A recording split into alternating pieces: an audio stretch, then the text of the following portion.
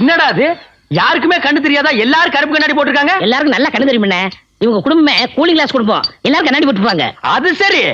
Railway ஸ்டேஷன்ல பிச்சை எடுக்கிற நாய்கள் எல்லாம் திண்ணையில வந்து உட்கார்ந்துருக்கு. நான் பொண்ணு பாக்குறதுக்கு டிஸ்டர்பன்ஸா இருக்கு. அடிச்சு துரத்து. எது தெரிஞ்சதா? அவங்கதான் பொண்ணோட அப்பா அம்மா. யாரு? தார் டப்பா விழுந்த மாதிரி இருக்கானே இவனா? ஐயோ, இவனே பேய் கருப்புல இருக்கிறான். இவன் பொண்ணுக்கு எங்கடா நான் கேட்ட 6 அம்சமும் இருக்க போகுது. இவரையும் பாக்குறீங்க? பக்கத்துல அவர் பொண்டாட்டிய பாருங்க.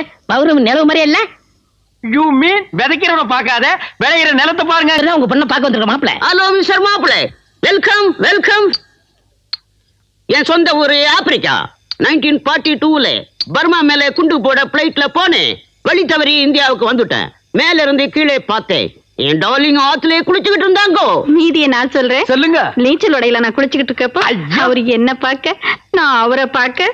அந்த அழக பார்த்து ஆத்துக்குள்ளேயே பிளைட்டை இறக்கிட்டேன்.